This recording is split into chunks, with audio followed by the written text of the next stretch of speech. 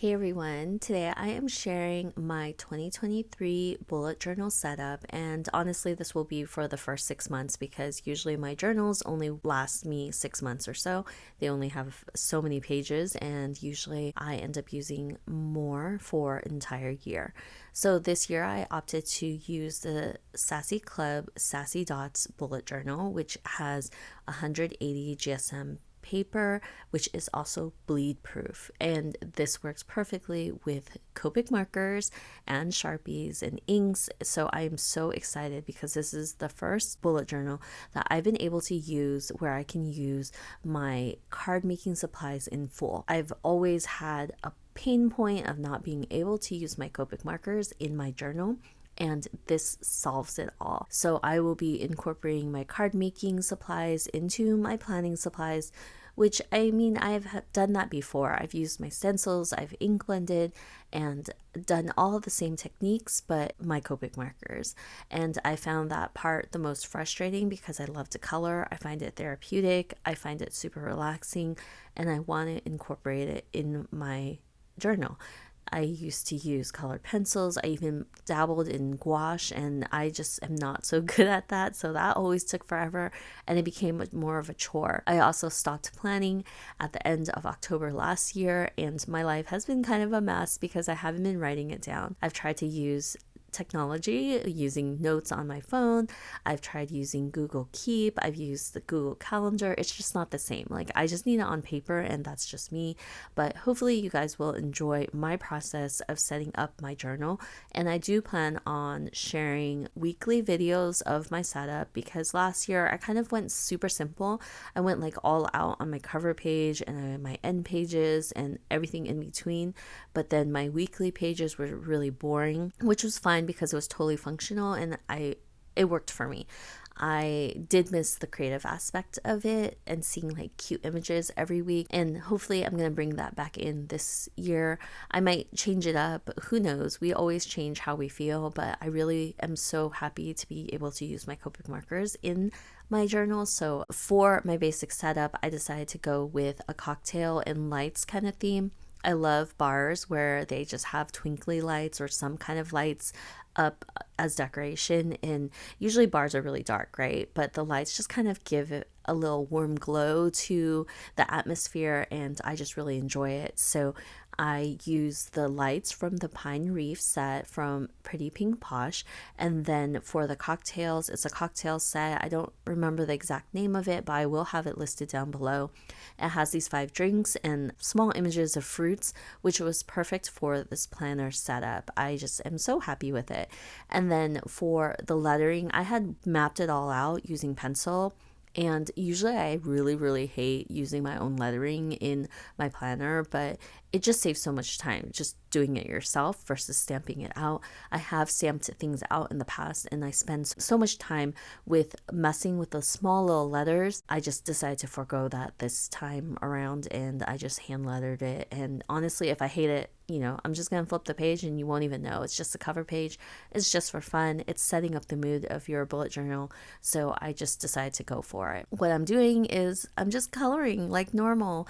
And I'm so happy to be able to use my card making supplies into my planner, especially my Copic markers. It doesn't bleed through, and you'll see as I flip to the next page that you'll see no bleed through, which I'm super excited for. I also had stamped out 2023 at the top of my page in Fadeout Ink by Ink on 3, and it's a no line coloring ink, but you can lightly see it, and that gives me enough to color it in with Copic markers.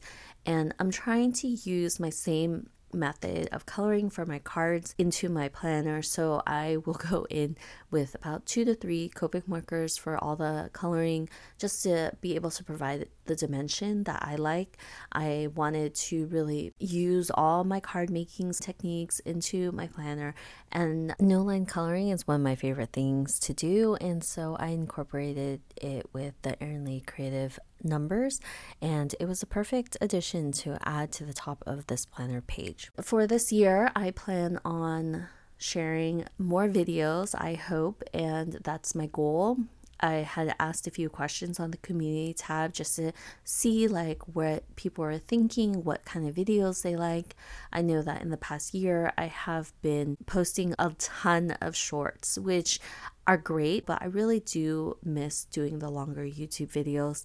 So I'm going to try to bring back more of those. My goal right now is to do about a video a week or so, and we'll see how it goes. It's going to be hard though, I feel. I want to do all these things, but I just don't know if I'll have the time. I've even stepped back on some of my design teams so I can make time to focus on my YouTube channel, but we'll see how it goes, because although I stepped back, I am still saying yes to new opportunities. So it kind of like crosses each other out, but hopefully we can share more ideas. And if there are videos that you guys want to see, let me know. Please leave a comment down below and I will definitely put that to my list. And that's kind of what the planner is for. I actually had posted a planner video about a month or two ago. It was just my December setup, and I got a few questions about how to use my planner for my crafty needs. And I will plan to share that because it kind of sparked an idea that I wanted to create a planner just for crafty things. And I kind of created one for my collections where I had a bunch of stamp companies and small businesses listed out of things I wanted to incorporate into my card making. And that just didn't pan out generally because I had so much design teamwork. I had so many other things that I wanted to do that I just wasn't able to do that.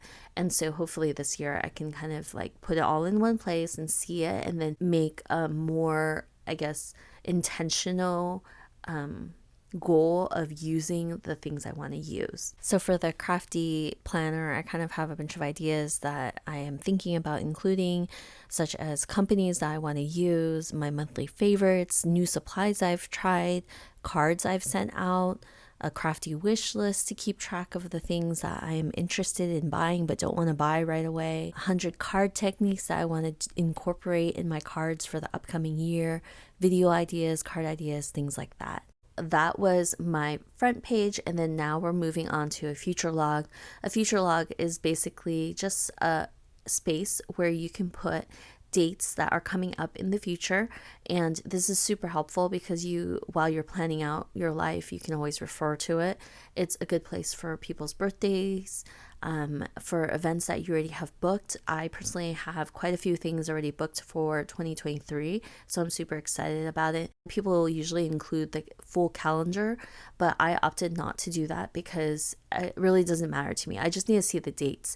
And so I'm just gonna have my dot pen, and then I'll just do dots and write down the events as they come up or as I plan it. For the header, I did opt to use alpha stamps mainly because these are pretty big. The header's pretty big. I'm not dealing with like a really long quote with a ton of letters, so it was pretty easy just to stamp out future log, and I'll do that for the next 2 pages mainly because it's pretty easy to deal with and a lot quicker than me handwriting it. I also wanted to incorporate the same cocktail theme into the first few pages of my planner, and that's what I did. So I picked out 2 of the cocktails. They actually are the shorter cocktails, so it fits perfectly in this space.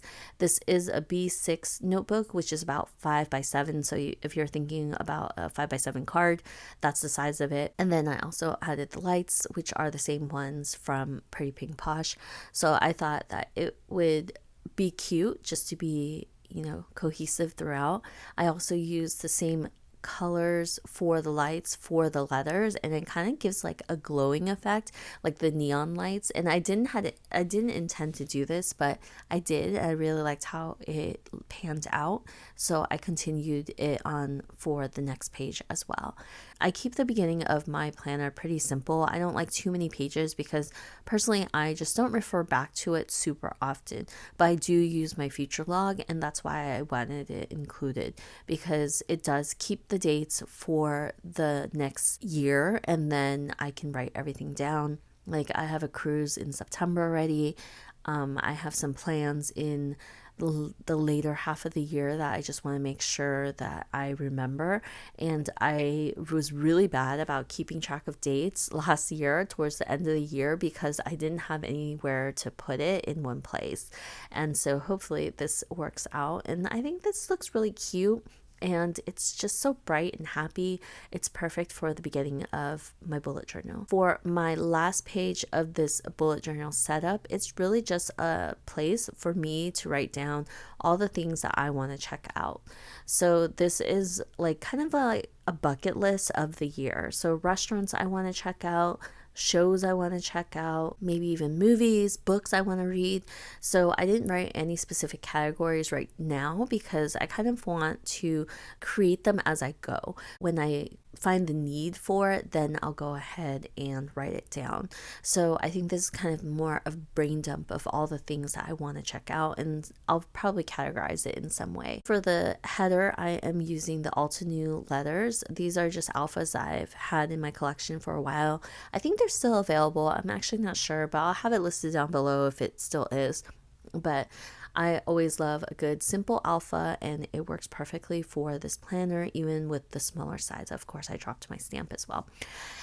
It worked out because I just used a white paint pen to go over the mark of the stamping on the side that like I didn't intend, and I'm just going ahead and stamping out all those lights because I have the same design on this page as my very first page with the hanging lights, and I'll color it in with the same colors as well. So nothing too fancy here. This last page isn't super creative or anything. It's just really decorative, and you know, for planning, I feel like it doesn't have to be super fancy. It just has to be functional. The decorations just help because it makes it look pretty and it makes it fun, and it's a creative outlet for me besides card making, and I'm so happy that I can use this with my Copic markers.